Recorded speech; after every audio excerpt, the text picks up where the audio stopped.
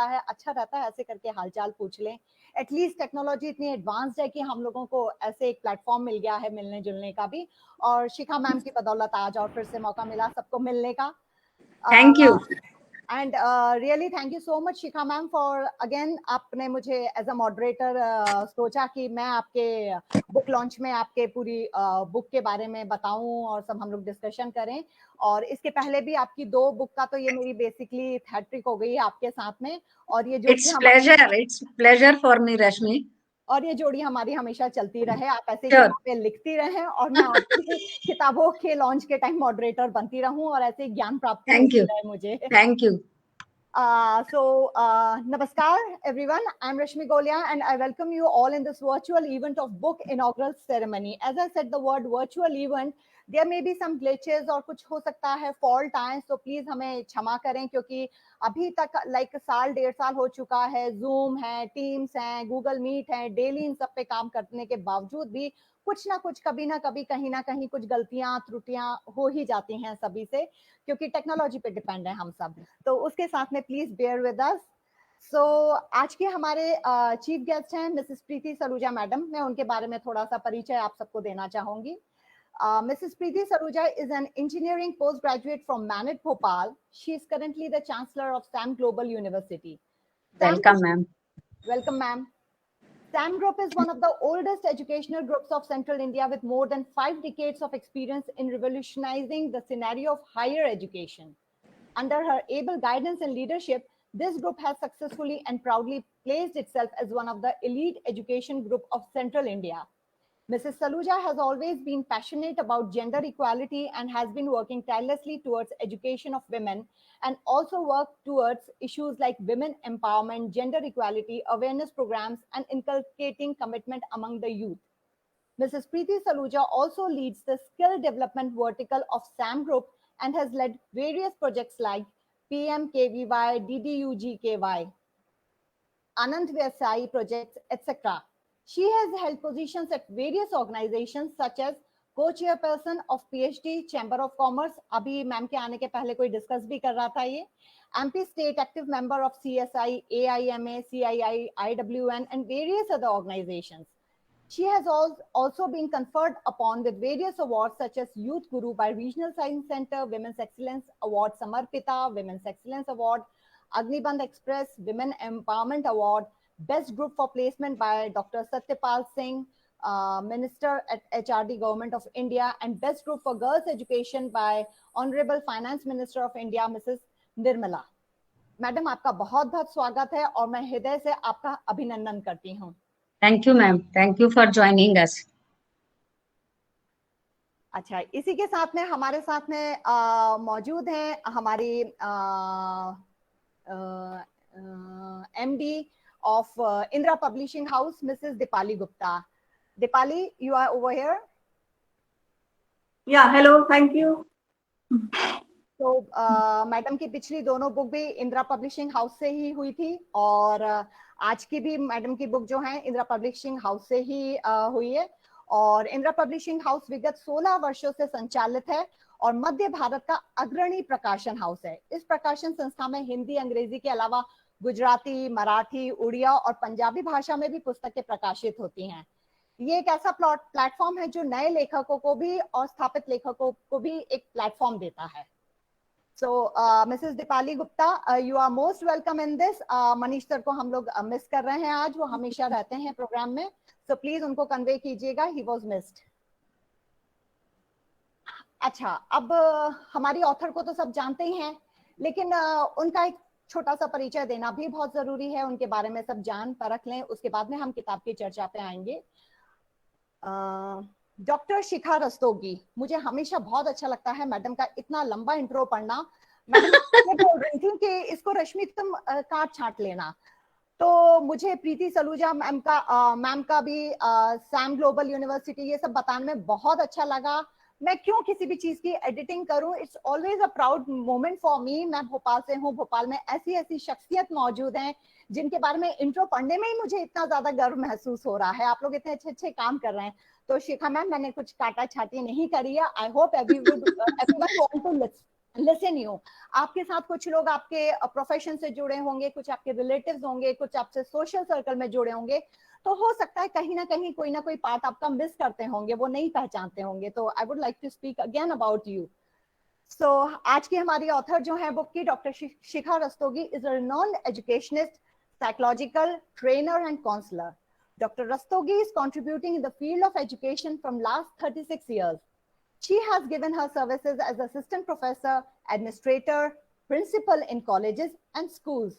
She had achieved many success as principal and received many awards for her hard work. She had served as finance secretary and secretary to Bhopal Sahyodaya. Dr. Rastogi has conducted about 80 workshops, trained number of principals and teachers working in different educational institutions. Nowadays, she is conducting webinars for teachers, parents, and students. She is counselor of CBSE helpline from last 16 years. She is also serving as a counselor in the helpline Manodarpan, launched by MHT. Many of your discussions have been broadcasted and published in radio. और अगर किसी को पता हो तो कल भी madam का आकाशवाणी में कल सुबह इंटरव्यू हो चुका है, और वो भी फेसबुक और सारे प्लेटफॉर्म पे डाला हुआ है आकाशवाणी की तरफ से. And along with it, radio, television, and newspapers also. Many of your papers have been published in national journals. She received the Chancellor Gold Medal in MA Psychology 1984 में अवध University फैजाबाद से for securing first position in university. She was awarded PhD in psychology in the year 1990. She received fellowship from UGC New Delhi in 95 and completed her postdoctoral work. You have been honored for doing commendable work in the academics. It is not possible to give full details, but still कुछ major achievements जो मैं mention करना चाहूंगी: Principal Leadership Award, स्वयं सिद्धा Award, Excellence Award, Bharat Ratna Award, ज्ञान ज्योति Award, Global Teacher Award, etc., etc., etc. She has written and published 2 books, परवरिश और अंतर्द्वंद, परिवार के माहौल से जुड़ी है जो बच्चों की सफलता के लिए, और उनकी दूसरी बुक थी सशक्त अभिभावक सफल बच्चे, मिलकर बुने सफलता का ताना बाना. तो आज हम जिस चीज के लिए जो उनकी थर्ड बुक के लिए मिले हैं, जिसका टाइटल है अलविदा स्ट्रेस, और ये नाम ही, पिछली 2 बुक्स के नाम भी बहुत अच्छे थे, लेकिन मैं कहूंगी कि थोड़े साहित्यिक थे. ये वाला जो एक पिंच आया है ना, अलविदा स्ट्रेस, ये वाकई में जैसे ही मैंने सुना, मैम ने जब मुझे फोन किया कि रश्मि मैंने अभी एक बुक लिखी है, तो मैं बिल्कुल भी सरप्राइज नहीं हुई, इसलिए क्योंकि मैम से ये उम्मीद की जा सकती है. आई वॉज रियली एक्सपेक्टिंग कि मैम वो हैं जो ब्लेसिंग इन डिस्गाइज मान के इस लॉकडाउन को, या ये जो स्लो वर्ल्ड चल रहा है अभी, उसमें कुछ ना कुछ करी जाती हैं. तो मैम ने उस दौरान ये अपनी बुक लिखी है, और आज ये बुक के लिए हम लोग जब सब इकट्ठे हुए हैं, तो अब हम लोग फॉर्मल सेरेमनी बुक लॉन्च की, क्योंकि हम सबको पता है कि वी आर मीटिंग वर्चुअली, तो कुछ लोगों के पास में बुक है, तो उसका मैं थोड़ा सा आपको प्रोटोकॉल बता देती हूँ. हम सब लोग अपने वीडियोस ऑन करेंगे, जिन जिन के पास में बुक है हम लोग बुक लेकर के इसमें बैठेंगे. हमारी टेक्निकल टीम है वो फोटोग्राफ लेगी, मैम को हम कॉन्ग्रेचुलेट करेंगे, उसके बाद में हम आगे बढ़ेंगे. तो जिनके पास बुक है प्लीज अपने वीडियोस ऑन करके अपने आइकॉन पे प्लीज बुक दिखाइए अपने फेस के साथ में. So we have few people. Congratulations, madam. Ma'am आपका शायद माइक म्यूट है. शिखा ma'am. Thank you, Rashmi. Thank you, Preeti ma'am, for joining us on this event. We are blessed. Thank you so much for being with us. और मुझे उम्मीद है आप लोग जब ये पढ़ेंगे तो आपको अच्छी लगेगी, और शायद आपने कुछ पेजेस पलटाए हों, तो मैं आपका फीडबैक भी चाहूंगी प्रीति मैम. दीपाली आपने भी देखी है, तो जिन्होंने इस बुक को देखा है मैं उनका फीडबैक जरूर चाहूंगी, जिससे मुझे आगे काम करने में गाइडेंस मिलेगी. एंड आप लोगों की ब्लेसिंग्स के लिए बहुत बहुत धन्यवाद. मैनी मैम स्पेशली आपका. एट प्रेजेंट आई थिंक कि आप सीनियर हैं इस समय, और आपकी ब्लेसिंग्स ऐसे ही हम लोगों को मिलती रहें तो हमें अच्छा लगेगा. सभी लोग जिन्होंने मुझे ज्वाइन किया है, डॉक्टर प्रसाद भी हमारे साथ जुड़ चुके हैं. Nidhi and Rahul is also there who have help. Prasad ji welcome here. Nidhi and Rahul, my daughter and my son, also join me now. मितना अंकल भी हैं. So thank you very much for your blessings, for love, your affection, जिसकी वजह से मैं ये काम कर पा रही हूँ. Thank you so much. I can understand, it's such a great feeling जब आपके परिवार के लोग, क्योंकि इससे पहले जो मैम की बुक का लॉन्च हुआ था, तो कितना भी कुछ भी कर ले, मैम के बच्चे भोपाल के बाहर हैं, इंडिया के बाहर हैं, चाहते हुए भी एक बुक लॉन्च के लिए नहीं आ सकते थे. और हम फिर बोलेंगे ब्लेसिंग इन डिस्गाइज की ठीक है, वर्चुअल हम लोग सब लोग जो इतने परिपक्व हो गए इसमें, तो आज ये वर्चुअल इवेंट के कारण मैडम के बच्चे भी इसमें शामिल हो सके हैं. और अपनी मम्मी, एक ऑथर के लिए तो खैर बहुत गर्व की बात होती है, और उनको भी बहुत खुशी हो रही होगी अपनी मम्मी की बुक लॉन्च के इवेंट में अटेंड करने के लिए. बिल्कुल. तो everyone is congratulating you ma'am, सबकी थैंक यू. तरफ से थैंक आपको यू सो बहुत मच. बहुत बधाई हो फिर से. थैंक तो you. Thank you. Thank you so much. कार्यक्रम को आगे बढ़ाते हुए मैं आज की हमारी chief guest ma'am Mrs Saluja को मैं इनवाइट करूंगी कि वो दो शब्द कहें. नमस्कार. नमस्कार. आज के इस विशेष कार्यक्रम में उपस्थित सभी गणमान्य नागरिक और विशेषकर इस किताब की लेखिका मैडम शिखा रस्तोगी और रश्मि गोयला जो ऑलरेडी हम परिचित हैं बहुत समय से, मैडम प्रिया मैनी, प्रदीप सर जो बहुत काम करने का सर के साथ मौका मिला है काफ़ी सारे फोरम्स में और बहुत समय से हम परिचित हैं, और निश्चित ही मैडम रस्तोगी के सभी जो घर के सदस्य हैं और सभी नागरिक जो यहाँ पर शामिल हैं, बहुत बहुत आप सबका धन्यवाद है. मैडम रस्तोगी, आपने इस मौके पर मुझे यहाँ पर याद किया और यहाँ पर शामिल होने का मौका दिया. और सबसे पहले तो बहुत सारी बधाइयाँ मैं प्रेषित करूँगी आपको, क्योंकि ये आपकी जो ये अलविदा स्ट्रेस, ये इतनी खूबसूरत एक आपने किताब लिखी है, एक वो उसके बहुत सारी विशेषताएं हैं तो हैं. मैंने इसको ज़रूर एक ओवरव्यू किया है और उसमें से कुछ बातें जो बहुत विशेषकर हैं ज़रूर मैं इस वक्त जिक्र करना चाहूँगी.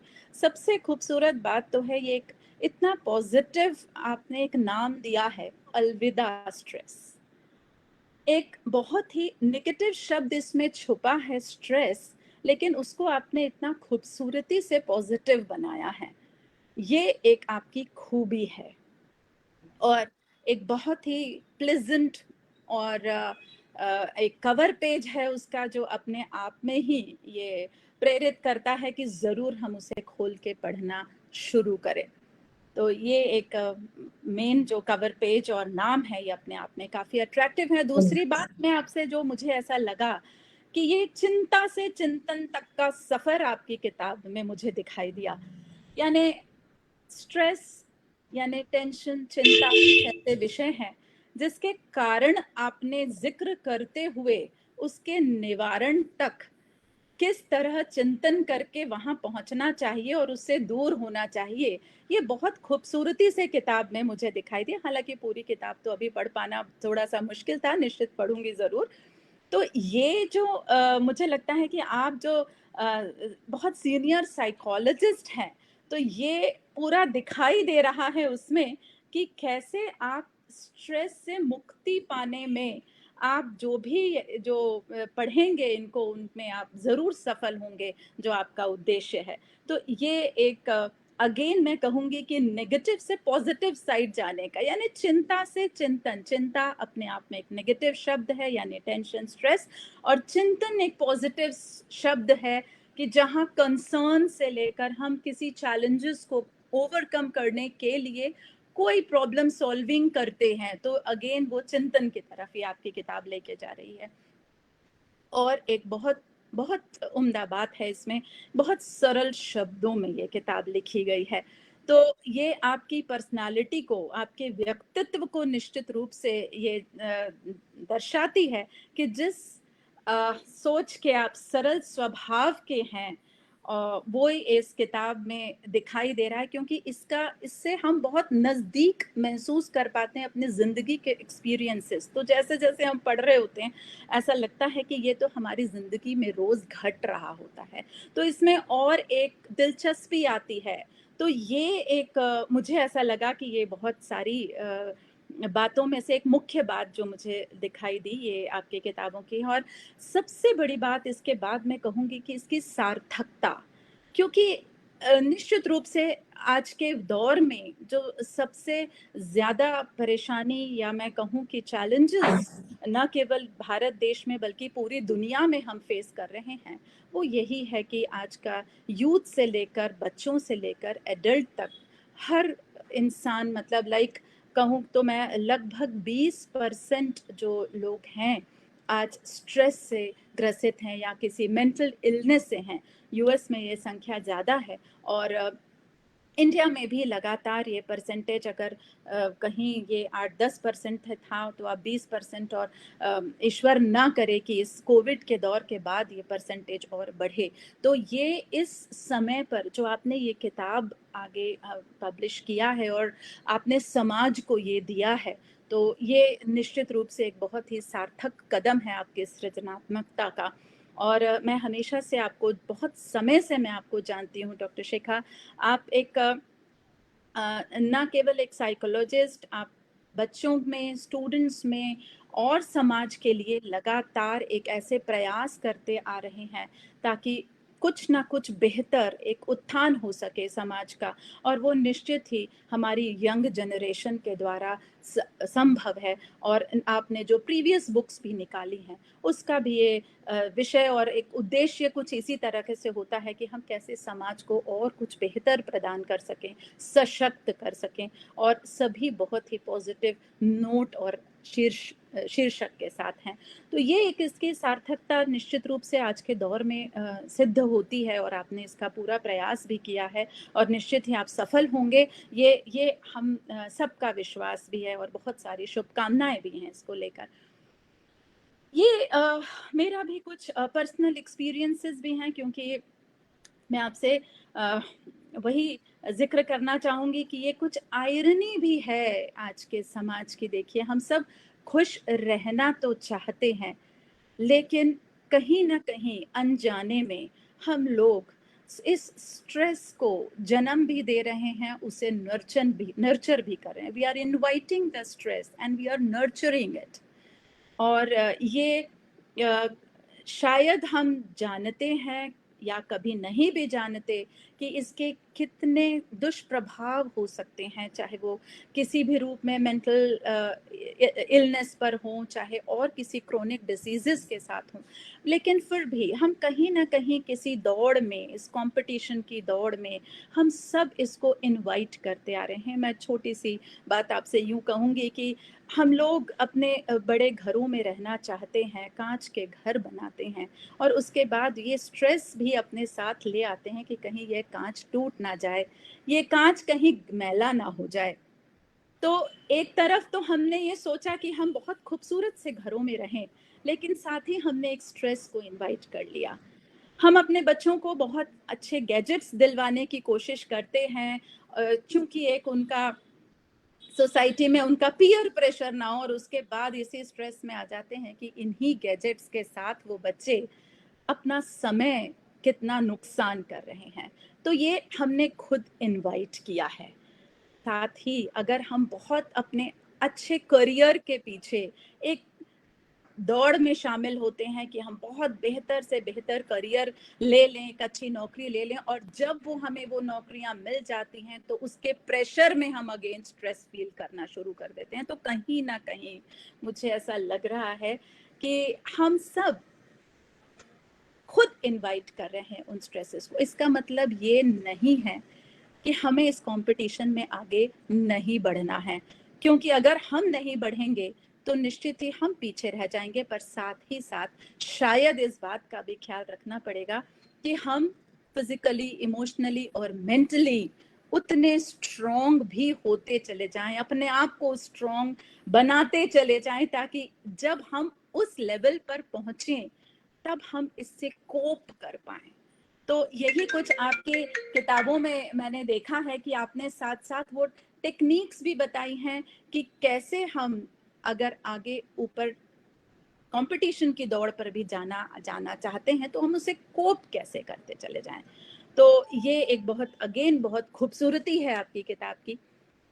और साथ ही मुझे ऐसा लगता है कि हमें जो कुछ हम अपनी काबिलियत को कहीं ना कहीं एसेस करना आवश्यक हो रहा है, चाहे वो हमारे बच्चे हों, चाहे वो हमारे यूथ हो, चाहे हम खुद हों।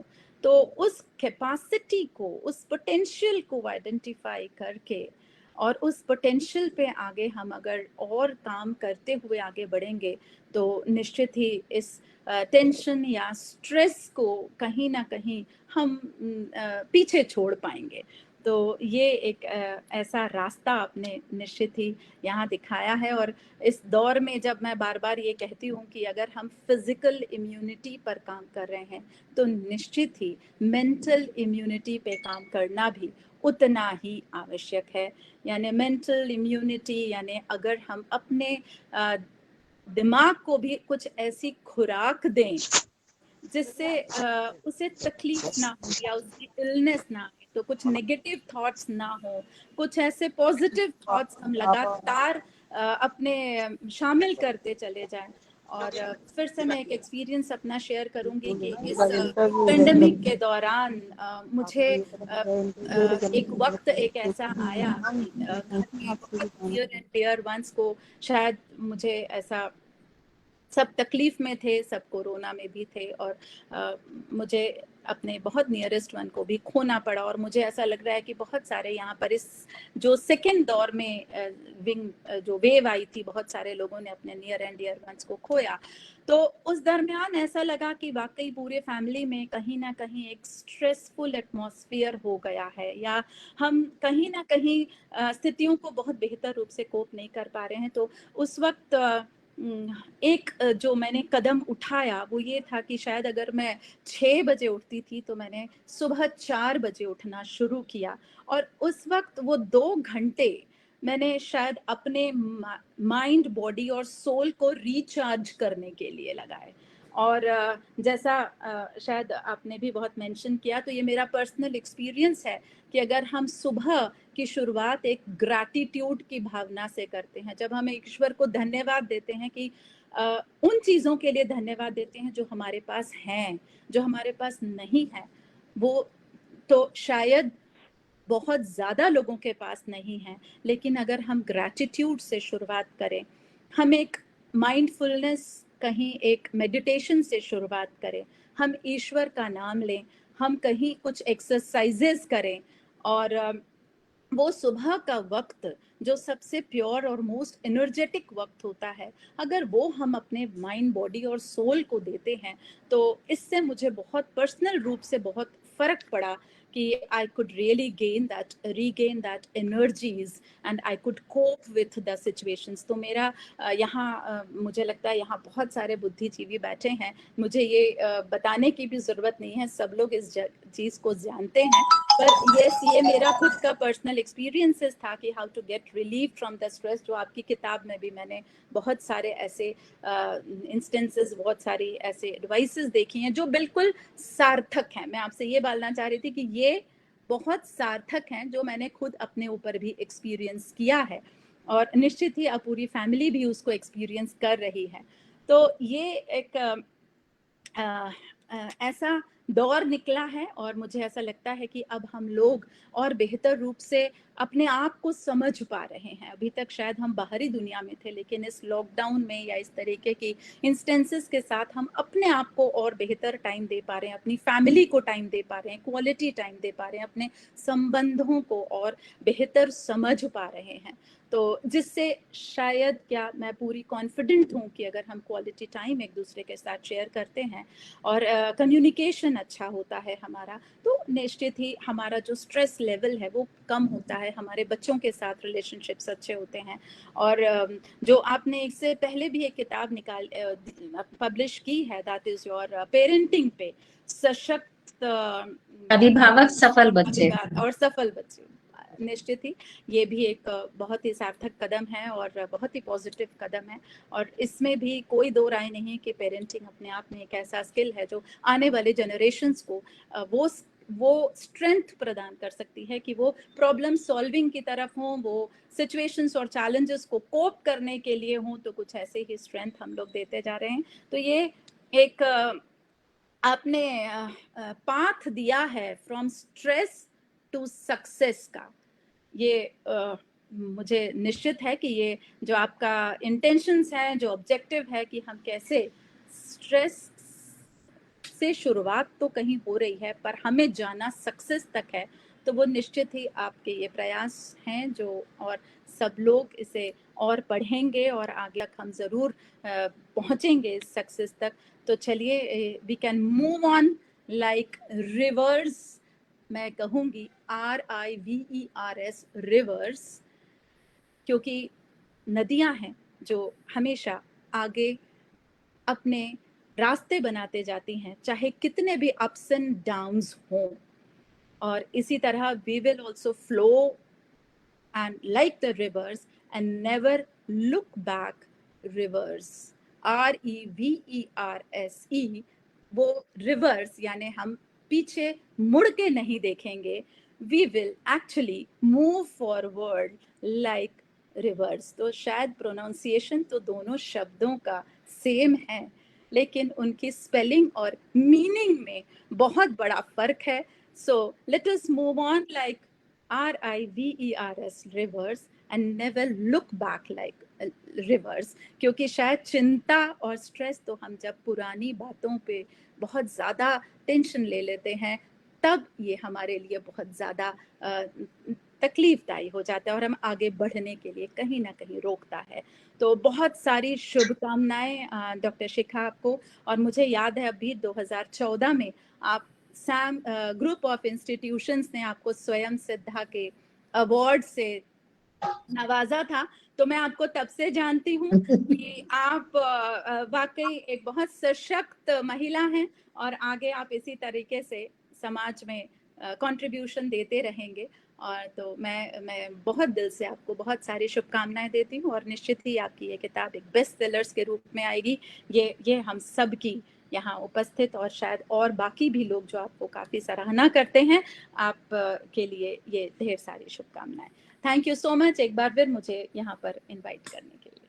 Thank you ma'am, it's our pleasure to listen you and आपको यहाँ पर पाके हम बहुत ज्यादा ब्लेस्ड फील कर रहे हैं और आपकी बातें सुन के बहुत ज्यादा इमोशनल भी हो रही हूँ मैं। हमने प्रयास किया और आप लोगों को पसंद आया, ये मेरे लिए सार्थकता है। और हम चाहेंगे कि समाज में जो लोग परेशान हैं, स्ट्रेस से हैं, और जैसा आपने कहा कि चिंता से चिंतन की ओर और सफलता की ओर, तो हम यही चाहेंगे कि आने वाले समय में ये हमारी बुक जो है लोगों को किसी तरीके से मदद कर सके। और पर्पस यही था कि हम ज्यादा से ज्यादा लोगों तक पहुंच सकें इस बुक के माध्यम से, कि वो खुशहाल जीवन जी सके। Thank you ma'am, thank you so much for being here, thank you so much. Over to you Rashmi. Thank you once again Preeti ma'am.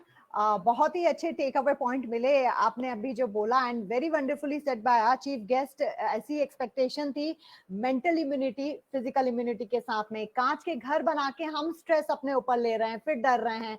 Very well said bye you, thank you so much. एक add करना चाहूंगी, last webinar जो मैंने Indira publishing house के लिए किया था, that was developing boosting physical immunity and psychological immunity.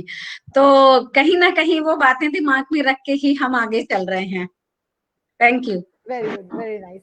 और इससे पता भी चला कि मैम ने आपकी बुक बड़े अच्छे से ध्यान से पढ़ी है। इतनी सारी चीजें मैंने भी कोशिश की है, आपकी बुक पढ़ी है। अब जो नेक्स्ट जिस चीज के लिए हम लोग इकट्ठे हुए हैं अभी बुक लॉन्च के अलावा, हम चाहते हैं कि बाकी के जितने भी लोग हैं वो इस बुक को मंगवाएं। ये अमेजोन पे भी अवेलेबल है और लैंडमार्क बुक स्टोर जो हमारा इंदिरा पब्लिशिंग हाउस का ही है बिट्टन मार्केट में, वहां पर भी अवेलेबल है। वरना आजकल अगर आपको कोविड की वजह से ऑनलाइन बुलवाना है तो अमेजोन पे भी अवेलेबल है, तो आप वहां से भी ले सकते हैं।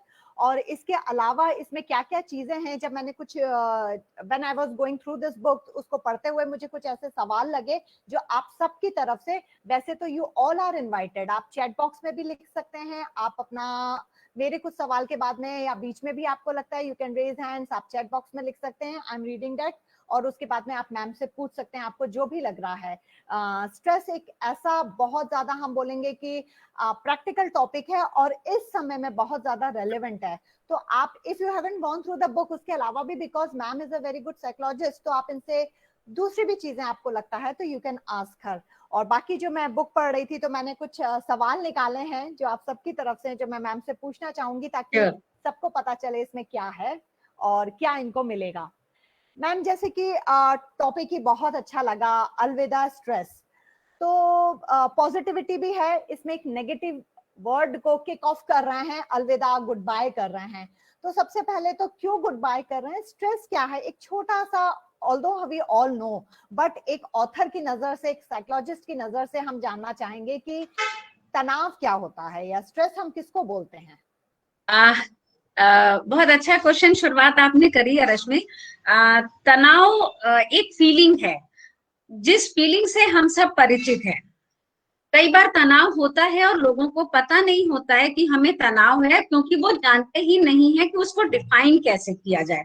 तो अगर बहुत ही सिंपल शब्दों में कहें तो तनाव एक फीलिंग है, एक मना स्थिति है, और वो तब उत्पन्न होती है जब मना स्थिति और परिस्थिति के बीच में डिफरेंस होता है। हम कोप अप नहीं कर पाते हैं अपनी सिचुएशन में, हमारी एक्सपेक्टेशन कुछ और होती है और रिजल्ट कुछ और होता है, या परिस्थिति कुछ और होती है। तो जो एक अनकंफर्टेबल की फीलिंग होती है, जो हम असहज महसूस करते हैं, वो ही एक तनाव है। और ये तो शुरुआत है। जब ये अनकंफर्टेबल सिचुएशन जो है ये बढ़ती जाती है, वैसे वैसे तनाव भी बढ़ता जाता है और परेशानियां बढ़ती जाती है। तो अगर हम सिंपली कहें तनाव क्या है, तो तनाव हमारी एक फीलिंग है, एक सिचुएशन है जिसमें हम कंफर्टेबल नहीं होते हैं। अच्छा, और ये किसको हो सकता है, किन लोगों को? देखो रश्मि, जैसा मैंने कहा कि सभी, अभी प्रीति मैम ने भी बोला, तनाव तो सभी को हो रहा है। हर व्यक्ति आज तनाव महसूस कर रहा है, चाहे वो, पहले लोग कहते थे बड़े लोग हैं, बुजुर्ग हैं, या जो परिवार चला रहे हैं, जिन पे जिम्मेदारी है, उन पे तनाव होता है। लेकिन ऐसा नहीं है, तनाव हर किसी को हो सकता है, वो छोटा बच्चा भी हो सकता है। अगर आप कहें कि 5 साल 8 साल के बच्चे को भी तनाव होता है, तो हाँ होता है, इसमें कोई आश्चर्य की बात नहीं है। बच्चा है, किशोर है, युवा है, किसी भी एज लेवल पे तनाव होता है। तो कारण जरूर अलग अलग होते हैं, एज वाइज, सिचुएशन वाइज कारण अलग अलग होते हैं। एक बच्चे का तनाव का कारण दूसरा होगा और एक बड़े के तनाव का कारण दूसरा होगा। एक वो व्यक्ति जो जॉब में है उसका कारण अलग होगा, एक हाउसवाइफ है उसके तनाव का कारण अलग होगा। तो तनाव के कारण अलग हैं, किसी को वर्क प्लेस का तनाव है, किसी को घर का है, किसी को पढ़ाई का है, किसी को रिजल्ट का है। तो ये बहुत सारी चीजें हैं जो तनाव पैदा करती हैं। तनाव होता सबको है, लेकिन ये निश्चित है। जैसे कि आपने कहा कारण भी होते हैं और छोटे बच्चों को भी होता है, 5 साल के, 8 वर्ष के बच्चे को। तो इतने छोटे बच्चे के लिए क्या कारण हो सकते हैं स्ट्रेस में आने के? रश्मि, क्या होता है कि बच्चे के लिए सबसे इम्पोर्टेंट होता है पेरेंट्स की रिलेशनशिप और उसके फैमिली का एनवायरनमेंट। तो जो बहुत छोटा बच्चा है, जिसकी दुनिया ही केवल वो फैमिली और वो घर है, अगर वहां उसको सुकून नहीं है, वहां किसी तरीके के डिस्टरबेंस है, पेरेंट्स के बीच में अनबन होती रहती है, कुछ एब्यूजेस हैं, तो उस बच्चे को, चाहे वो 3 साल का है या 5 साल का है, उसको तनाव होगा ही। अगर सब कुछ अच्छा है बच्चे बड़े हो रहे हैं, उनको फैमिली इन्वायरमेंट अच्छा मिल रहा है, क्वालिटी टाइम मिल रहा है, तो वहां पर बच्चों पर आजकल पढ़ाई का बोझ बहुत है। हर पेरेंट्स बच्चे को A1 बनाना चाहते हैं, और जब A1 बनाना चाहते हैं तो उस पे हर ओर से प्रेशर होता है। आपको एकेडमिक्स भी अच्छा करना है, आपको कोकरियल एक्टिविटीज में भी जाना है, आपको म्यूजिक क्लास में भी जाना है, आपको स्विमिंग क्लास में भी जाना है। तो ऐसे बहुत सारे बर्डन होते हैं पेरेंट्स के, जो बच्चों के ऊपर लाद दिए जाते हैं। बच्चों की इच्छा हो या नहीं हो, उनके ऊपर थोप दिए जाते हैं, अगर हम कहें तो। तो जब ये सारी चीजें होती हैं तो बच्चे परेशान होते हैं। एकेडमिक का प्रेशर वैसे ही ज्यादा है, उनको कौन सा ग्रेड लाना है या कितने मार्क्स लाने हैं, ये बहुत चिंता होती है। उनको को लेकर के एक फोबिया होता है, एक डर होता है, जो फीलिंग ऑफ फेल्योर होती है, उसकी वजह से बहुत चिंता होती है। तो ये छोटी छोटी बहुत सारी चीजें हैं जो कुल मिलाकर के बच्चे में एक तरीके से स्ट्रेस डेवलप करती हैं। अगर उनको सही समय पे नहीं देखा गया तो वो आगे परेशानी डेवलप करते हैं। अगर हम यूथ की बात करें, तो यूथ जो स्कूल से निकल के या तो कॉलेज में एडमिशन ले रहा है या जॉब में एंटर कर रहे हैं, तो वहां पर परेशानी है। आजकल 12th के बच्चे बहुत ज्यादा स्ट्रेस्ड हैं, हम सभी को पता है, क्योंकि बोर्ड एग्जाम कैंसिल हो गए हैं और उनका रिजल्ट का कैलकुलेशन कैसे होगा, क्या होगा, so everybody is afraid of that. Youth अपने कई बार वर्क प्लेस पे कोप अप नहीं कर पाते हैं, वहां का एनवायरमेंट अच्छा नहीं होता है, या उनका टारगेट जो होता है उसको अचीव करने में वो स्ट्रेस फील करते हैं। कोलीग के साथ उनकी रिलेशनशिप कैसी है उसमें स्ट्रेस होता है। कई बार ऑफिस और घर में तालमेल नहीं बिठा पाते हैं। तो ये बहुत सी चीजें हैं जो हमारे आज के युवा वर्ग को तनावग्रस्त कर रही हैं। एक टारगेट है, हमको उस टारगेट को इस टाइम पे अचीव करना है, मे भी उतना टाइम नहीं हो, कई बार स्किल्ड भी नहीं होते हैं, जिसकी वजह से उन्हें परेशानी होती है और वो स्ट्रेस फील करते हैं। तो मैंने बहुत सारी परिस्थितियों का बहुत डिटेल में अपनी बुक में इस बारे में चर्चा की है कि कौन से कारण होते हैं और साथ साथ उन कारण को कैसे हटाया जाए, ये भी चर्चा की है। तो जब आप बुक पढ़ेंगे तो डिटेल में आपको जरूर जानकारी मिलेगी। अभी आपने एक वर्ड यूज किया था कि सही समय पे अगर पता चल सके तनाव का, जब बच्चे की बात कर रहे थे, तो क्या स्टार्टिंग में पता चल सकता है कि हमें स्ट्रेस हो रहा है? देखिए रश्मि, क्या होता है कि स्ट्रेस तो अपने सिम्टम्स देता है। दिक्कत क्या है कि हम उसको पहचान नहीं पाते हैं। कई बार उसका कारण हमें ही नहीं पता होता है कि क्या सिम्टम्स हैं, कि अगर ये परिवर्तन बच्चे के व्यवहार में या हमारे व्यवहार में आ रहा है तो ये स्ट्रेस के हो सकते हैं। कई बार होता है हम उसको एक्सेप्ट नहीं करते। तो ये अलग अलग चीजें हैं।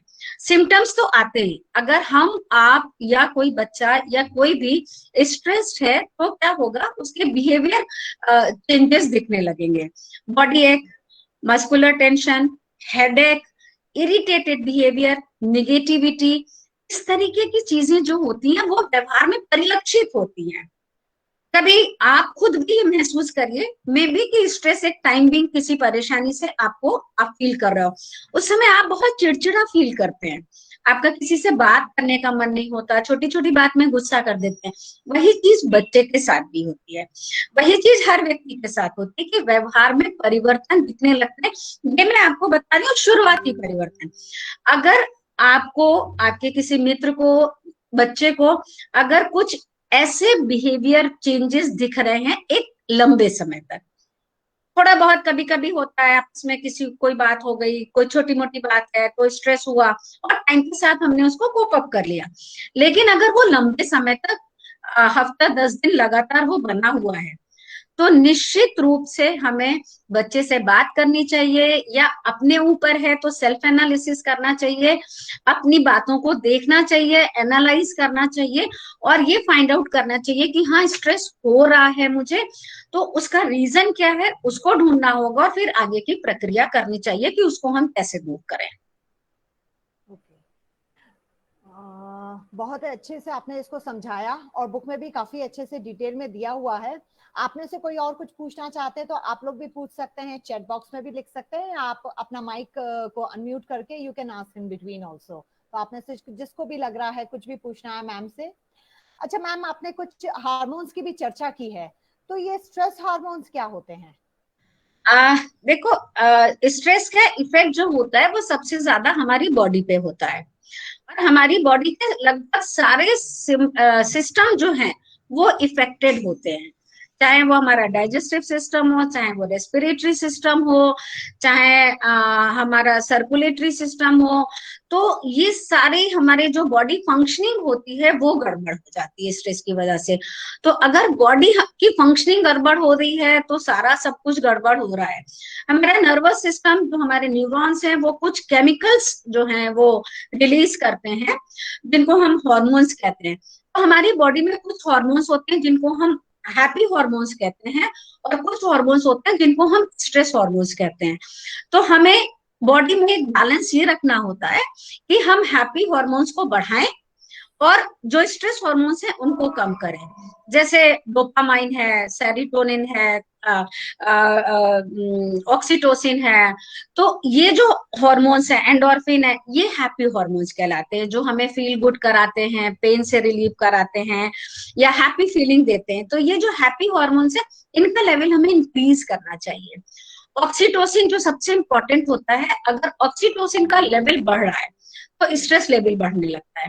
वाइस वर्सा कि स्ट्रेस बढ़ने पर ऑक्सीटोसिन का लेवल बढ़ता है, तो उसको कंट्रोल करना बहुत जरूरी है। मैंने बुक में ये चीजें दी हैं कि किस तरीके से स्ट्रेस हॉर्मोन्स को कंट्रोल करना चाहिए और हैप्पीनेस हॉर्मोन्स को बढ़ाना चाहिए। तो अगर ये बैलेंस बॉडी में बना रहेगा तो हम अच्छा फील करेंगे, हैप्पी फील करेंगे और लाइफ को हम एंजॉय कर पाएंगे। ओके, इतने भारी भारी नाम हार्मोन्स के, और सब सुन के तो मुझे लग रहा है कि ये इतना खतरनाक है। अगर स्ट्रेस, तो ऐसा क्या किया जाए कि पहले ही इसको रोक लिया जाए, या हो ही ना स्ट्रेस हम लोगों को? हाँ, ये बात बहुत अच्छी कही, जिसको हम कहते हैं कि prevention is better than cure. कि अगर हम उसको रोकें, या हम उसको, देखो क्या है कि हम अगर कहें कि आज के टाइम में कोई व्यक्ति ऐसा जिसको स्ट्रेस हो ही ना, ऐसा नहीं है कोई। स्ट्रेस सबको होता है।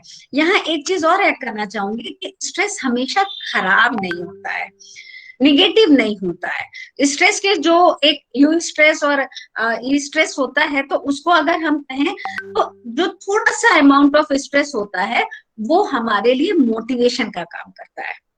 तो थोड़ा स्ट्रेस तो ठीक है, कोई प्रॉब्लम नहीं है कि हमें मालूम है कि आज हमको ये काम कंप्लीट करना है, हमने वो टारगेट लिया, तो थोड़ा स्ट्रेस होता है, बट उस स्ट्रेस के साथ हम उसको कंप्लीट कर लेते हैं। चाहे वो बच्चा है, उसको प्रोजेक्ट कंप्लीट करना है, या कोई बंदा है जिसको अपना काम ऑफिस में पूरा करना है, कुछ सबमिशन है, तो हम उस थोड़े से स्ट्रेस के साथ मोटिवेटेड रहते हैं और पूरा कर लेते हैं।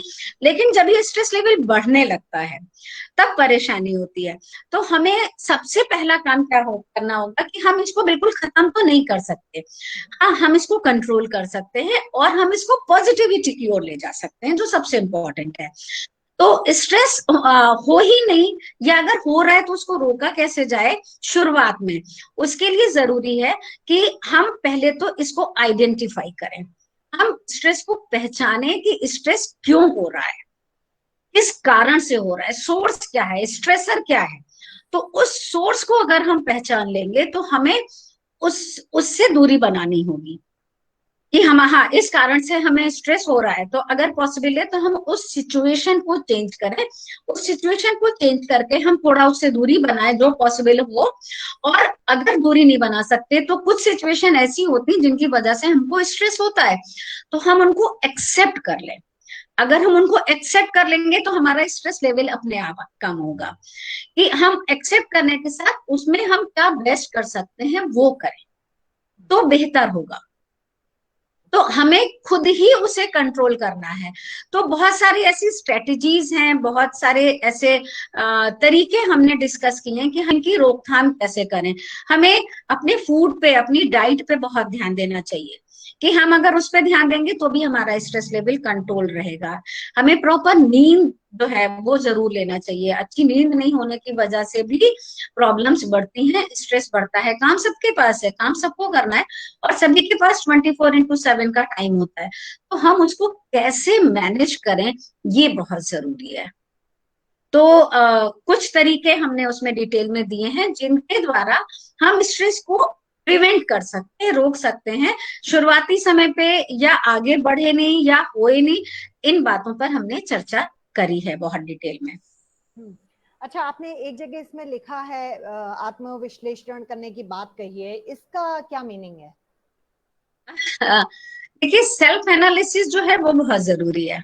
हम बहुत सी बातें करते हैं, दूसरों को बताते हैं, दूसरों को एनालाइज करते हैं, ये ऐसा है, वो वैसा है, इसकी इसकी तारीफ, इसकी बुराई, ये सब बहुत करते हैं। दैट मीन्स हम दूसरों का एनालिसिस तो बहुत कर लेते हैं, लेकिन सेल्फ एनालिसिस नहीं करते हैं। उसका कारण ये है कि शायद हम खुद से भी डरते हैं कि अगर हम सेल्फ एनालिसिस करेंगे तो हमारी ये सच्चाई हमारे सामने आ जाएगी। तो मैंने यहाँ पर ये कहने की कोशिश की है कि जब हम सेल्फ एनालिसिस करेंगे तो हम अपने प्लस और माइनस चीजों को जान पाएंगे। हम एक पेपर पे अभी आपसे कहें कि आप अपनी 5 स्ट्रेंथ और 5 वीकनेस लिखिए, तो शायद आपको भी बहुत टाइम लगेगा। थोड़ा सोचने की कोशिश करिए, तो आपको भी बहुत टाइम लगेगा। मेरी स्ट्रेंथ क्या है, आप खुद नहीं रिप्लाई कर पाएंगे। मेरी वीकनेस क्या है, शायद आपको वीकनेस मिलेगी ही नहीं। लेकिन एक्चुअल में ऐसा नहीं है।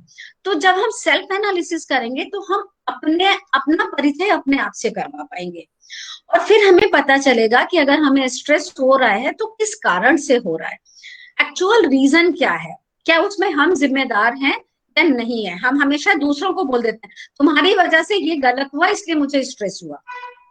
बहुत आसान तरीका है, हम हर चीज दूसरे पर डाल देते हैं। हम खुद जिम्मेदारी लें, अपनी जिम्मेदारी है, हमारी जिम्मेदारी हमारी है। तो जब हम अपनी जिम्मेदारी लेंगे, एनालिसिस करेंगे, अपना आत्मविश्लेषण करेंगे, तो हमें हकीकत पता चल जाएगी, और उस बेस पे हमें अपने आप को ढालने की जरूरत है। हम अपने व्यवहार में चेंजेस ला सकते हैं, अपने शेड्यूल में चेंजेस ला सकते हैं, और उसके आधार पर हम स्ट्रेस को कम कर सकते हैं।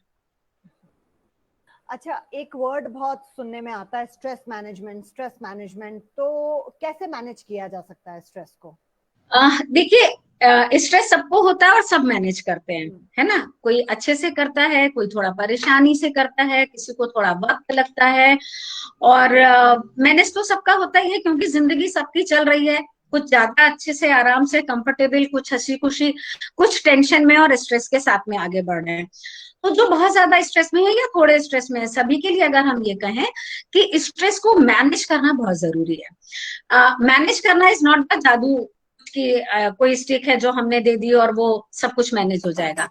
स्ट्रेस मैनेजमेंट का मतलब है कुछ ऐसी टेक्निक्स, कुछ ऐसी बातें हमने चर्चा की हैं या जो चर्चा की जाती हैं स्ट्रेस मैनेजमेंट के लिए, जिनसे स्ट्रेस को हम और अच्छी तरीके से मैनेज कर पाते हैं। हम किस तरीके से अपने स्ट्रेस को कम करें, वो बातें वहां पर हमने बताई हैं। उसके लिए जरूरी है कि हम कुछ बातों को ध्यान में रखें। अगर हमको अपना स्ट्रेस लेवल कम करना है तो हमें स्ट्रेस मैनेजमेंट पर ध्यान देना होगा, और स्ट्रेस मैनेजमेंट कुछ टेक्निक्स हैं जिन पर हमको ध्यान देना बहुत जरूरी है। तो उसमें से अगर हम कुछ की बात करें तो सबसे पहले ये है कि हम अपने स्ट्रेसर को आइडेंटिफाई करें कि वो क्या है। जैसा मैंने अभी कहा भी कि अगर हम उस पॉइंट को पकड़ लेंगे कि कहाँ प्रॉब्लम है, तो हम उसको दूर भी कर पाएंगे। लाइक अगर आप डॉक्टर के पास जाते हैं किसी बीमारी को लेके, तो आप पहले अपने सिम्टम्स बताते हैं कि आपको प्रॉब्लम क्या है, और जब आपकी बातें पूरी डॉक्टर सुन लेता है तब आपको इलाज बताता है। तो वैसे ही स्ट्रेस में आप खुद अपने डॉक्टर बनिए और आप उनको आइडेंटिफाई करिए कि हमारे स्ट्रेसर्स क्या हैं, किन बातों से हमें परेशानी हो रही है। उन बातों को, उन सिचुएशंस को, उन स्ट्रेसर्स को हम हटाने की कोशिश करें। हो सकता है किसी व्यक्ति से आपको स्ट्रेस होता है कि अरे इससे बात करते हैं तो बहुत स्ट्रेस हो जाता है, तो आप अगर संभव है तो दूरी बनाइए, और अगर दूरी बनाना संभव नहीं है तो आप अपने बातचीत के तौर तरीकों में बदलाव लाइए जिससे स्ट्रेस कम हो सके। हमें अपना एक रूटीन फिक्स करना चाहिए, और उस रूटीन में कुछ अपने लिए समय रखना चाहिए कि हम क्या करें और क्या नहीं करें। हमें कुछ कई बार हम बहुत सारा काम करते हैं और थोड़ा सा मी टाइम हम भूल जाते हैं, वो बहुत जरूरी है। और उस मी टाइम में आप अपने ऊपर समय बिताइए और अपने लिए उस समय को यूटिलाइज करिए। आपको अकेले रहना पसंद है तो आप अकेले रहिए, आपको म्यूजिक सुनना पसंद है तो आप म्यूजिक सुनिए, आपको मोटिवेशनल बुक पढ़ना पसंद है, वीडियो देखना पसंद है, आप वो कर सकते हैं। अगर आपकी कोई हॉबी है तो आप अपनी हॉबी के साथ आगे बढ़ सकते हैं। थोड़ा समय अपनी हॉबी के लिए बिताइए, थोड़ा समय अपने उन कामों में लगाइए जहां आपको खुशी मिलती है। May be drawing, may be painting, may be dancing, जहां आपको खुशी मिल रही है, तो वो जो खुशी होगी वो आपके स्ट्रेस को दूर करेगी। इसके अलावा जैसे अभी प्रीति मैम ने भी कहा कि अपनी दिनचर्या को आप ऐसे शुरू करें कि वो आपको कंफर्टेबल रहे, आप पूरा दिन नेचर से जुड़ाव करिए, कुछ प्लांटेशन करिए, योगा, मेडिटेशन, ये चीजें बहुत जरूरी हैं। योगा मेडिटेशन से स्ट्रेस लेवल जो है वो कम होता है। बाकी तो बहुत सारे फायदे हैं। बहुत जल्दी योगा डे भी आने वाला है, आप लोग पढ़ भी रहे होंगे, सुन भी रहे होंगे। बट योगा और मेडिटेशन आपको लाइफ में काम एंड कूल रहने के लिए बहुत मदद करते हैं। तो अगर आप वो कर सकते हैं तो आप करिए, या आप कुछ एक्सरसाइज कर सकते हैं। तो ऐसे बहुत सारी चीजें हैं जिन पे हम ध्यान दें तो हम कर सकते हैं। इसके बाद जो इम्पोर्टेंट पॉइंट्स हैं वो टाइम मैनेजमेंट है। कई बार स्ट्रेस होता है कि हम अपना काम समय पे पूरा नहीं कर पा रहे हैं, चाहे हमें किचन में खाना बनाना है कि डिनर का टाइम हो गया और डिनर रेडी नहीं है, स्ट्रेस हो जाता है, हमारा टाइम मैनेजमेंट पूरा नहीं होता है। हमें प्रोजेक्ट सबमिट करना है, तैयार नहीं है और हमें स्ट्रेस हो जाता है। तो टाइम मैनेजमेंट हम अगर करते हैं प्रॉपरली तो हमें स्ट्रेस नहीं होगा और हमारे काम वो सुचारू रूप से हो जाएंगे। डाइट प्लान हमको बहुत अच्छा रखना चाहिए। कुछ कई बार होता है मन की बात करें, तो मन की बात करने के लिए मैंने बुक में चर्चा की है कि आप लिस्ट बनाएं कि आप किससे मन की बात कर सकते हैं, कौन आपका बहुत खास है, आप किसके करीब है या कौन आपके करीब है। जो कई बार होता है कि आप सिर्फ अपनी बात कर लेते हैं, उसमें ही आपको बहुत अच्छा फील होता है, कई बार रो के अच्छा फील होता है। तो हम एज ए साइकोलॉजिस्ट हम कहते हैं कि रोने का मन है तो बिल्कुल रो लीजिए, ये थेरेपी भी है कि आप हल्का फील करेंगे। और किसी से मन की बात अगर आप कर सकते हैं, find out the person 1 or 2 in your life with whom you can express yourself, अपनी फीलिंग्स को साझा करिए, तो उससे आपका मन अच्छा होगा। कोई फैमिली मेंबर हो सकता है, कोई दोस्त हो सकता है, छोटा या बड़ा भाई बहन हो सकता है, एनीवन जिससे आप कह सके। और अगर आप उसमें भी कंफर्टेबल नहीं है, then you write a journal, you write a diary, वहां पर भी आपका स्ट्रेस लेवल कम होगा और आप अपनी बातें अपने वहां पर लिख पाएंगे और अपने मन को हल्का कर पाएंगे। तो बहुत जरूरी है, मन की बात जरूर करिए। और जब आप इन सब चीजों के साथ में कोप अप करते हुए आगे बढ़ेंगे तो निश्चित रूप से आपका स्ट्रेस लेवल बढ़ेगा नहीं, कंट्रोल रहेगा, आप कंफर्टेबल रहेंगे लाइफ में और हैप्पी लाइफ जिसको हम कहें वो आप जरूर एंजॉय करेंगे। डाइट पर हमेशा ध्यान रखिए, हमेशा, चाहे वो इम्यूनिटी के लिए हो, साइकोलॉजिकल इम्यूनिटी के लिए हो, फिजिकल इम्यूनिटी के लिए हो, स्ट्रेस लेवल मैनेजमेंट के लिए हो, हर जगह पर डाइट जरूर ध्यान रखें। तो ऐसी कौन सी डाइट लेनी चाहिए हमें, वो भी हमने अपनी बुक में डिस्कस किया है। नींद जो सबसे इम्पोर्टेंट है उसका जरूर ध्यान रखिए। कई बार हम आजकल की जो लाइफ स्टाइल है, हमें वो भी ध्यान देना चाहिए कि हमारी लाइफ स्टाइल क्या है। अगर जरूरत है तो हमें अपनी लाइफ स्टाइल को चेंज करना चाहिए। अगर हम अपनी लाइफ स्टाइल को सही बना लेंगे कि हम रात में 2 बजे 3 बजे तक जग रहे हैं, सुबह 10 बजे 11 बजे उठ रहे हैं, बहुत से घरों में, इवन एज ए काउंसलर मेरे पास बहुत से ऐसे पेरेंट्स भी आते हैं जो इन बातों से परेशान हैं कि हमारे बच्चे का रूटीन ही कुछ नहीं है, कभी भी जग रहे हैं, कभी भी सो रहे हैं। तो ये चीजें बहुत गलत है। हो सकता है आज आपको नहीं पता चल रही है, आने वाले समय में वो आपको बहुत ज्यादा तकलीफ देंगी। तो अपनी लाइफ स्टाइल को अच्छा करिए, जरूरत है तो उसे चेंज करिए, और इसके बाद भी अगर जरूरत है तो निश्चित रूप से साइकोलॉजिस्ट की, डॉक्टर की, काउंसलर की सलाह लीजिए, क्योंकि हमारे यहाँ इस चीज को अभी प्रमोट नहीं किया जाता है कि किसी बात के लिए अगर किसी साइकेट्रिस्ट से मिलना है, काउंसलर से मिलना है, साइकोलॉजिस्ट से मिलना है, तो उसको अच्छा नहीं माना जाता है कि अरे क्या हो गया, आर यू मेंटली इल, क्यों मिलना है। तो ये तो है चीजें, इन पे हम थोड़ा पॉजिटिव होकर के विचार करें और डॉक्टर की मदद लीजिए, निश्चित रूप से आप कंफर्टेबल लाइफ की ओर जा सकते हैं।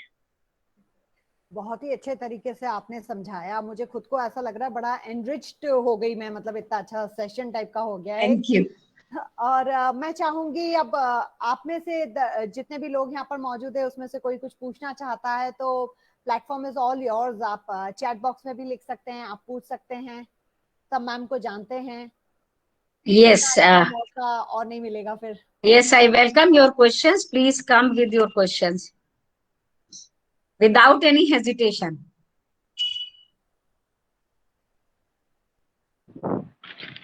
जय Hind ma'am.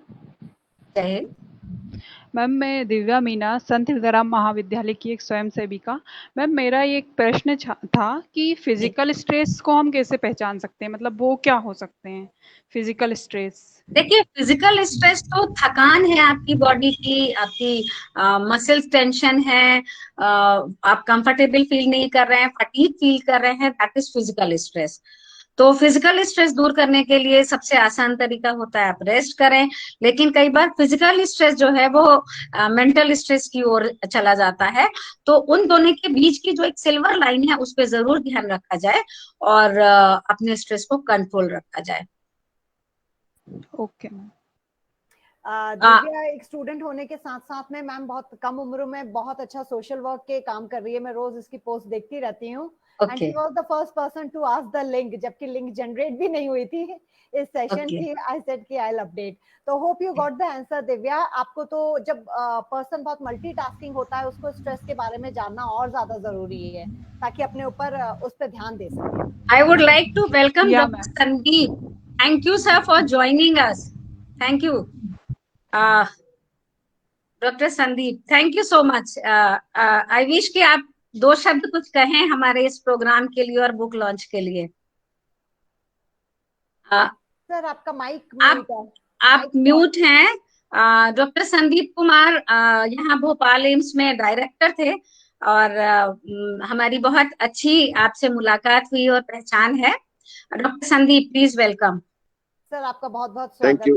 Thank you doctor शिखा। मैं जस्ट ज्वाइन किया तो थोड़ी देर आप लोग को सुन लूं फिर कुछ बोलूंगा।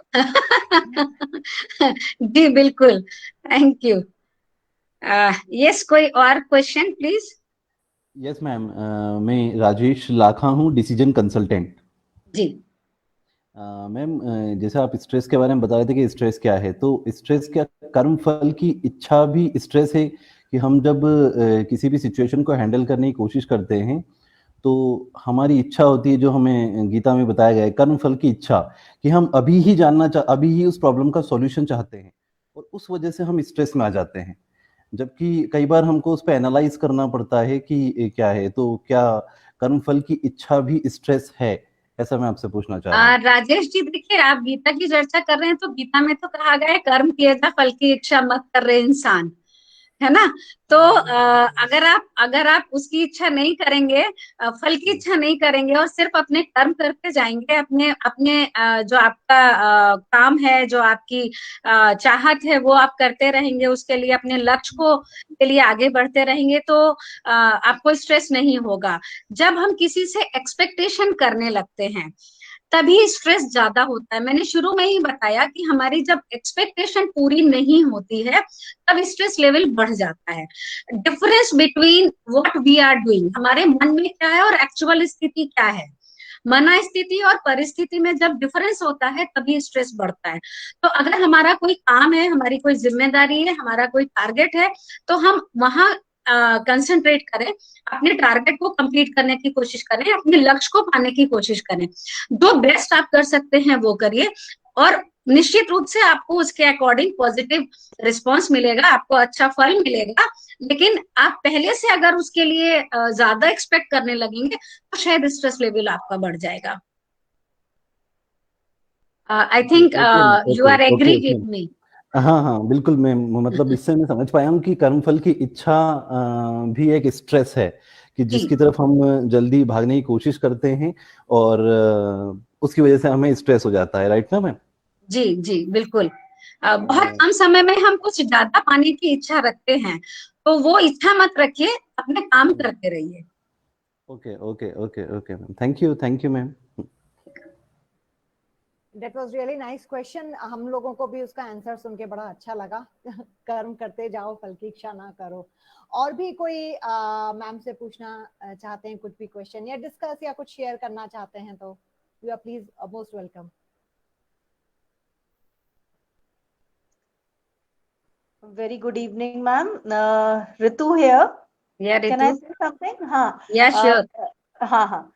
Firstly, I would like to congratulate from the bottom of my heart for your third contribution for the society, because this is really the need of an hour, and I expect that next time whatever you will be writing, that will be more focused on teachers, because Okay. what I have, being a teacher, I have observed that this last year and this coming year, the ongoing year is also very difficult, because completely they changed themselves from offline teaching to online teaching, which was not everyone's cup of tea.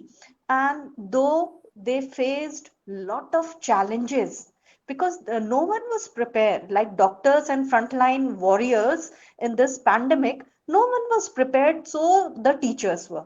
So still they helped and did their best for the overall development of the students.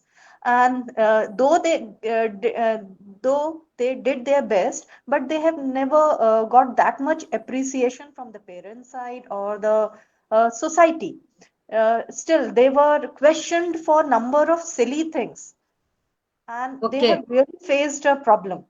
Okay Ritu, certainly I will write for teachers also, but जो अभी मैंने अलविदा stress book लिखी है जिसका आज हम launching कर रहे हैं, ये भी आपके लिए बहुत मददगार होगी, हर व्यक्ति के लिए और टीचर्स के लिए भी, क्योंकि चैलेंजेस तो लाइफ में है and this is one of the challenge. Nobody was prepared for this Covid, और जो सिचुएशन आज पूरी दुनिया में है या अपने देश में या पिछले कुछ समय से हम बहुत ज्यादा स्ट्रेस फील कर रहे हैं, हर फैमिली में परेशानी है, किसी ने अपनों को खोया है और हम बहुत डर के जी रहे हैं। हम सबके मन में एक भय है अपने आप को जीवित रखने का, तो वो भी एक स्ट्रेस लेवल को बढ़ा रहा है। तो इस चैलेंज को हम सभी एक्सेप्ट करते हैं और हमें उसको एक्सेप्ट करके उसके साथ आगे बढ़ना होगा। और आप एक बार इस बुक को पढ़िए, आपको अपने बहुत सारे स्ट्रेस कम करने के रास्ते जरूर मिलेंगे। और जो मेरी पुरानी 2 बुक हैं पहले की, आप टीचर के साथ साथ आप अभिभावक भी हैं, पेरेंट भी हैं, आई नो। Certainly. तो जब आप समाज के निर्माता हैं, अभिभावक और टीचर दोनों का रोल जो आप कर रहे हैं, तो वहां भी हमने कोशिश करी है कि आपको फ्रंट लाइन पे लाया जाए, क्योंकि पेरेंट्स जो हैं वो पहले टीचर भी हैं। बच्चे के प्रथम शिक्षक का दर्जा माँ को दिया जाता है। तो मुझे उम्मीद है कि वहां भी आपको कुछ पॉइंट्स जरूर मिले होंगे जो आपको मदद करें, और आगे हम जो भी लिखेंगे हम प्रयास करेंगे। Sure. I'm waiting for my copy, ma'am. Thank you. Thank you once again, ma'am. And congratulations also. Thank you Ritu, thank you. Yes, anyone else? आप कोई कुछ पूछना चाहते हैं तो, या कांग्रेचुलेशंस ही मैम को देना चाहते हैं तो you can unmute your mike. The dice is all yours, platform is all yours. हमारा फॉर्मल सब हो चुका है। मैम, मैं राजेश लाखा, डिसीजन कंसल्टेंट।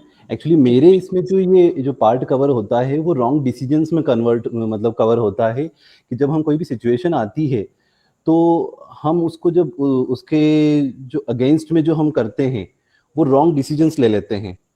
जितना एनालाइज हमें करना चाहिए उतना हम करते नहीं हैं, या हम कॉपी करते हैं सोसाइटी के डिसीजंस को। और जब हम ऐसा करते हैं तो हम जो है स्ट्रेस में आ जाते हैं। कई बार जो हमारे जो टीचर आए थे अभी, तो वो भी कह रहे थे, तो क्या होता है कि जब हमें कई लोग टीज करते हैं तो वो लोग कॉपी जो डिसीजंस कर रहे हैं उसी के बेसिस पे टीज करते हैं, लेकिन उससे हटकर नहीं सोचते हैं। तो हम जब सिचुएशन आती है तो जो है उस पर जो जितना एनालाइज होना चाहिए वो हम नहीं करते हैं।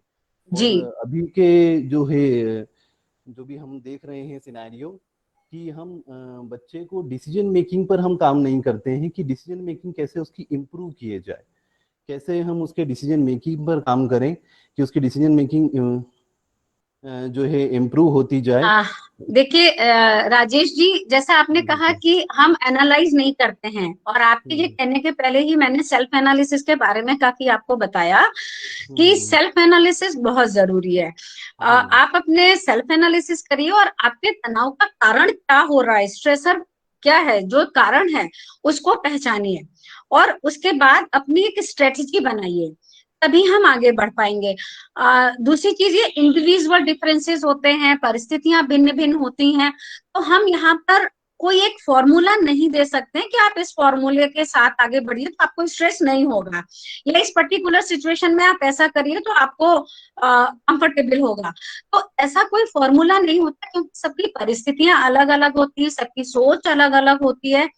तो सबसे इम्पोर्टेंट है self analysis, identify and then एक स्ट्रेटेजी बनाइए उसको कोप अप करने की, और आगे बढ़िए, निश्चित रूप से आपको सफलता मिलेगी। दूसरी रही जो आपने बच्चों को तैयार करने की बात कही, तो मैंने अभी कहा कि पेरेंट्स ही सबसे पहले शिक्षक हैं, और स्कूल में भी जो बहुत से ऐसे प्रोग्राम्स, को करिकुलर एक्टिविटीज होती हैं जहां बच्चों को डिसीजन मेकिंग बताई जाती है, सिखाई जाती है। और बीइंग अ पेरेंट, मेरी आप लोगों से रिक्वेस्ट यही है कि बच्चों को हर डिसीजन में अपने इन्वॉल्व करिए, उनकी राय लीजिए, तो उससे उनको इमोशनल अटैचमेंट भी होगा, और एक ये स्किल डेवलपमेंट में भी बच्चा जो है आगे बढ़ेगा कि डिसीजन मेकिंग कैसे किया जाए। हम बार बार बात करते हैं कुछ life skills, basic life skills की, जो बच्चों में डेवलप करनी चाहिए, और उसके लिए हमें शुरू से ही प्रयासरत रहना चाहिए। लाइक कम्युनिकेशन स्किल है, डिसीजन मेकिंग है, थिंकिंग है, प्रॉब्लम सॉल्विंग है, इमोशनल हैंडलिंग है। तो ये जो बेसिक लाइफ स्किल्स हैं, ये बच्चों में शुरू से हमें इनकलकेट करनी चाहिए। जी मैम, जी ठीक मैम, है। Very rightly said ma'am. क्योंकि क्या होता है, लाइफ स्किल्स जो हैं वो ऐसा नहीं है कि हम सोचें कि अरे बच्चा अभी थोड़ा बड़ा हो जाए फिर हम सिखाएंगे, अभी तो छोटा है, ऐसा नहीं है। बच्चे को शुरुआत से ही हमें सिखाना होगा, तभी बच्चा आगे चल के उन पे स्ट्रांग बन पाएगा। Right ma'am, right. Thank you. अब अगर किसी के पास में कोई सवाल नहीं है तो मैम आप कुछ किसी से कुछ बुलवाना चाह रहे थे शायद। मैं डॉक्टर संदीप जी से एक बार फिर से रिक्वेस्ट करूंगी, जो यहाँ डायरेक्टर एम्स थे और सीनियर सर्जन हैं, और आप अपना हॉस्पिटल रन कर रहे हैं इस समय लखनऊ में। संदीप सर, आप अगर हैं वहां पर तो अनम्यूट करके मैं चाहूंगी। म्यूट पे हैं सर। एनीवे अभी आते हैं तो फिर देखते हैं। तब तक और कोई कुछ बताना चाह रहा है, डिस्कस करना, या मैम को बधाई देना चाह रहा हो, अपना माइक वाइक ऑन करके आप बात कर सकते हैं। We are really blessed to have you all. Sandeep sir is over here. Yeah. Hello Shikha sir. जी, आपको बहुत बधाई। आपने बड़े सार्थक विषय पे पुस्तक लिखी और आज आप उसका विमोचन कर रही हैं। मैं तो सर्जन हूं पेशे से, लेकिन मेरा गला बैठा हुआ है। दो बातें कहूंगा। एक तो ये कहूंगा कि संगत, अगर आपको जब डिप्रेशन हो रहा है तो आप, कुछ लोग ऐसे होते हैं आपके आसपास जो डिप्रेशन भरी बातें करते हैं, नेगेटिव बातें करते हैं। मेरे अपने अनुभव में आके कमरे पे ऐसे लोग बैठ जाते थे जो बस सब इधर उधर की बुराइयां, नेगेटिव बात। तो एक तो आपको मूव आउट करना चाहिए, ऐसी जगह जाना चाहिए जहां पे कि खुशहाल लोग बैठे हो, हंस खेल रहे हो। तो रिट्रीट एक बड़ी इंपॉर्टेंट है। पता नहीं आपकी किताब में ये बात है या नहीं है। बिल्कुल है सर। दूसरा, एक अपब्रिंगिंग। बहुत से यंग बच्चे, यंग गर्ल्स स्पेशली, आज ही एक बच्चा था मेरे क्लिनिक के अंदर, उनकी मदर ब्रूड करती हैं और सल्क करते हैं। तो अगर पेरेंट्स आपके घर पे आके सल्क करते हैं या ब्रूड करते हैं कि ये क्या, हम तो टीचर बन गए, टीचर्स की क्या इज्जत है, टीचर्स को तो कोई तनख्वाह नहीं मिलती है। तो पेरेंट्स, अगर आप पेरेंटिंग की बात हो रही थी कि सल्किंग और ब्रूडिंग नहीं करनी चाहिए बिल्कुल भी। और आप सबकॉन्शियसली बच्चों में डिप्रेशन डाल रहे हैं और सल्क करने की, और बच्चे अगर सल्क करें कि आज ये कर दिया तो उनको हल्का सा कहना चाहिए अरे ये तो सबके साथ होता है, चलो और कुछ बात करते हैं। तो ये थोड़े थोड़े प्रैक्टिकल टिप्स जो हैं जिससे कि अवसाद से और डिप्रेशन से बाहर आ जाए। पता नहीं आपकी किताब में है या नहीं, लेकिन ये बहुत जरूरी है कि कट शॉर्ट करके, और कर्म योगी होना चाहिए। कर्म और फल की कोई साहब बात कर रहे थे, लेकिन चक्कर क्या होता है कि जो लोग डिप्रेशन में होते हैं वो उनकी कर्मठता कम हो जाती है, फल वल तो बाद में आता है। तो कर्मयोगी अगर नहीं है, जो आदमी काम कर रहा है उसको डिप्रेशन कम होता है। मैंने ये देखा जो काम नहीं कर रहा है, ठल्ला बैठा है, उसी को डिप्रेशन भी हो रहा है। तो अगर आपके पास लेट डाउन वर्क है तो आप अपने काम में इतने मशगूल रहेंगे, अपने काम को इतना अंजाम दे रहे होंगे कि डिप्रेशन का समय नहीं पड़ेगा। फिर स्लीप हाइजीन बहुत इंपॉर्टेंट है। खूब फिजिकल वर्क करके, योग प्राणायाम से करें, स्पोर्ट्स से करें, वॉकिंग से करें, चल के करें, तो आपको एक अच्छी स्लीप आएगी। और अगर आपकी स्लीप हाइजीन अच्छी है तो sleep is a great healer. Sleep से आपकी इम्यूनिटी इंप्रूव करती है, स्लीप से आपका तो अच्छी 7, 8, 10 घंटे की sleep, drinking lot of water, indulging into some kind of an exercise every day, those are, and diet also has an effect on depression. Some of the very high carbohydrate diet, if you are taking lot of chawal and chini and mithai and aloo, may lead to depression. So you have to come out of carbohydrates, take more protein in your diet, take good sleep, and I'm sure all these things should be there in your book, Shikha. So artists, congratulations. I enjoyed joining this group, and my love to all children and all the teachers who are here. And I have great regard for teachers. I am a teacher and I'm from a family of teachers, and a lovely book. And I'm sure many will be benefited by reading your book. Thank you. Thank you doctor Sandeep, thank you so much for your kind words. और निश्चित रूप से मैंने बहुत सी चीजें जो आपने कही वो बुक में इंक्लूड की हैं, और होपफुली लोगों को फायदा होगा इस बुक को पढ़ने से और आपकी बातें सुनने से, और जो भी हमने डिस्कशन किए हैं उससे लोग बेनिफिटेड होंगे।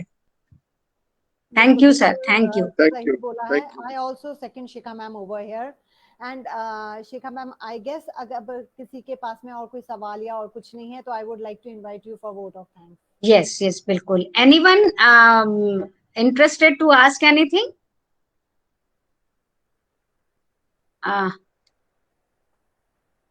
So let's conclude our program, today's program of virtual book launch. It was nice experience and good experience. हमने अपनी लास्ट 2 बुक्स जो लॉन्च की थी वो ऑफलाइन की थी, और बहुत सारे लोगों से मिलना जुलना हुआ था, बातें हुई थी। बातें आज भी हुई, बस मिलना जुलना वर्चुअली हुआ है, थोड़ा सा डिफरेंस हुआ है। बट ये भी बहुत एक अच्छा एक्सपीरियंस है, और मेरे लिए निश्चित रूप से ये एक बहुत बड़ा दिन है कि आप सब हमारे साथ जुड़े। आप लोगों का प्यार, आप लोगों की ब्लेसिंग्स मुझे मिल रही हैं, और जो मेरे लिए एक मोटिवेशन का काम करेंगी, और मैं आगे अपने राइटिंग वर्क को कंटिन्यू करूं। और एक बुक पे मेरी ये बुक काफी पहले कंप्लीट हो गई थी, बट लॉकडाउन की वजह से इसके लॉन्चिंग में थोड़ा सा समय जरूर लगा है। और मेरी अगली एक बुक और जो हम यूथ और स्टूडेंट्स के लिए लेके आ रहे हैं, एक सीरीज के रूप में हम बुक्स लेके आ रहे हैं, जिसका शायद हम नेक्स्ट मंथ में रिलीज करेंगे। उसको थोड़ा काम बचा है और कंप्लीट करके, और फिर हम आप लोगों को इनवाइट करेंगे और आप लोगों से बातचीत करेंगे। तो तब तक के लिए हम चाहेंगे कि आप उसका इंतजार करें और इस बुक को पढ़ें। सबसे पहले thank you Indira publishing house and team, आप लोगों ने बहुत साथ दिया हमारा, और इस बुक को इस फॉर्मेट में लाने में बहुत ज्यादा हेल्प करी, हर तरीके से कोऑपरेट किया, सपोर्ट किया। मैं कभी भी टीम मेंबर्स को फोन करती थी, ऐसा नहीं ऐसा करना है, ये करना है, तो हमेशा सपोर्टिव रहे सभी। मनीष जी जो अभी इस समय हमारे से नहीं जुड़े हुए हैं, वो कहीं किसी काम में व्यस्त हैं, बहुत बहुत धन्यवाद उनका भी दूंगी। दीपाली शायद हमारे साथ अभी है। दीपाली, आपका भी बहुत बहुत धन्यवाद कि आपने हमेशा बहुत अच्छे से, बहुत इंटरेस्ट लेके हमको बुक के बारे में हम लोग डिस्कस करते थे। तो सभी ने मिलकर के बहुत सपोर्ट किया है। Last but not the least, अभी हम अपनी फैमिली के लिए भी ये 2 शब्द कहना चाहेंगे कि बिना फैमिली के सपोर्ट के हम ये काम नहीं कर सकते थे। तो हमारी फैमिली ने नो डाउट हस्बैंड डॉक्टर आलोक रस्तोगी, बेटा राहुल और बेटी निधि, शिल्पा, अभिषेक और प्यारे बच्चे हमारे, जिन्होंने हमको बहुत सपोर्ट किया। लॉकडाउन में बच्चे मेरे पास ही थे, आरव और वेदांत जो मेरे ग्रैंडसन हैं, और वो हमेशा पूछते थे, नानी आप क्या कर रहे हो, आप क्या लिख रहे हो, आप हर समय लैपटॉप पे, जब फ्री होते हो आप लैपटॉप पे क्या करते हो। तो मैंने, जब मेरी बुक प्रिंट होके आई तो मैंने उनको दिखाया, देखो ये मैं लिख रही थी, और हमेशा हमें सबका सपोर्ट मिला, फैमिली का सपोर्ट मिला। रश्मि, आपको थैंक्स देने के लिए मेरे पास शब्द नहीं है। आपने बहुत अच्छे से कोऑर्डिनेट किया, और जब भी मैंने आपको बुलाया आपने हमेशा हमारा सपोर्ट किया और हमारे लिए मॉडरेटर का काम किया। हमारे प्रीति सलूजा मैम का मैं बहुत बहुत धन्यवाद दूंगी कि उन्होंने बहुत कीमती समय निकाला और हमारे साथ जुड़े थोड़े समय के लिए। उनको कहीं और मीटिंग में जाना था, इसलिए वो पूरा समय तक नहीं जुड़ पाए, लेकिन उन्होंने हमारे रिक्वेस्ट को एक्सेप्ट किया और as a guest, chief guest हमारे बीच में रही काफी समय और बहुत अच्छे शब्दों से हम लोगों को मोटिवेट किया। सो thank you Preeti ma'am.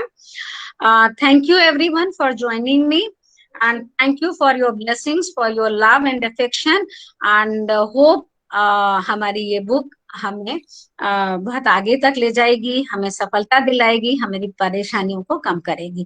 Thank you so much. Bye bye. Thank you. Bye. Thank you, sir. Thank so you. much, everyone. Good night. Until we meet next time for the next book. Yes, sure, Rashmi.